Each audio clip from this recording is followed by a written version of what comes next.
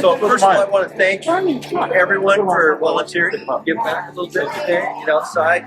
So I really appreciate you guys coming out, and I appreciate the people that put this thing together. And I don't have all the names of those people, but they are appreciated.